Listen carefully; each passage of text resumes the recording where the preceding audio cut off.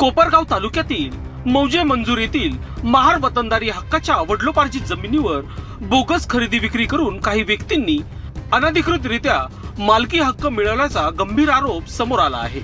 गेल्या 3 वर्षांपासून या प्रकरणात प्रशासनाकडे वारंवार तक्रारी करूनही ठोस कारवाई होत नसल्याचा आरोप करत 2 वयोवृद्धांनी आता थेट मुंबईत उपोषणाला इशारा दिला आहे।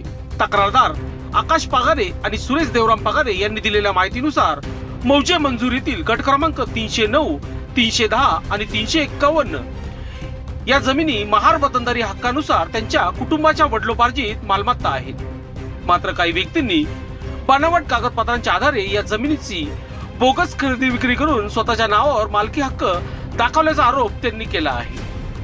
तक्रारदारांच्या म्हणण्यानुसार गट क्रमांक 309 व वाल्मिक संपत तांगतोडे यांचे नाव दाखवून त्या ठिकाणी अनधिकृतपणे शेती सुरू करण्यात आली आहे, तर गट क्रमांक 310 वर स्वामी शिवानंदगिरी महाराज आणि सुनीता भोसले यांच्या नावाची नोंद दाखवून त्या ठिकाणी पुतळा आणि महादेव मंदिर उभारण्यात आरोप करण्यात आला आहे।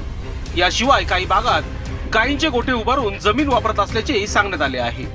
या सर्व प्रकाराबाबत तक्रारदारांनी कोपरगाव तहसीलदार, नायब तहसीलदार, शिर्डीचे प्रांत अधिकारी तसेच कोपरगाव ग्रामीण पोलीस ठाणे येथे वारंवार तक्रार केल्याचे सांगितले। मात्र संबंधित अधिकाऱ्यांनी ठोस कारवाई करण्याऐवजी केवळ कागदपत्रांची अदलाबदल करून उडाउडीचे उत्तर दिल्याचा गंभीर आरोप त्यांनी केला आहे। तक्रारदारांच्या मते या प्रकरणातील बोगस मालकांना प्रशासनातील काही अधिकाऱ्यांचे अप्रत्यक्ष संरक्षण मिळत असल्याची कारवाई होत नसल्याची शंका निर्माण झाली आहे। त्यामुळे न्यायासाठी त्यांना वारंवार शासकीय कार्यालयांचे उंबरठे झिजवावे लागत असल्याची खंत त्यांनी व्यक्त केली। दरम्यान न्याय न मिळाल्याने संतप्त झालेल्या तक्रारदारांनी आता थेट मुंबईतील आझाद मैदानावर उपोषण सुरू केले आहे। बोगस मालकी हक्क दाखवणाऱ्या संबंधित व्यक्तीवर तसेच त्यांना पाठीशी घालणाऱ्या प्रशासकीय अधिकाऱ्यांवर चौकशी करून गुन्हे दाखल करावेत अशी मागणी त्यांनी केली आहे।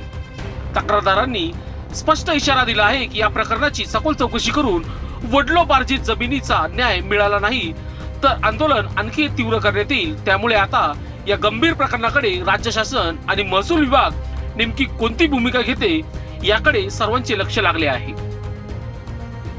लोकशास्त्र न्यूज साठी बंटी आढाव, मुंबई।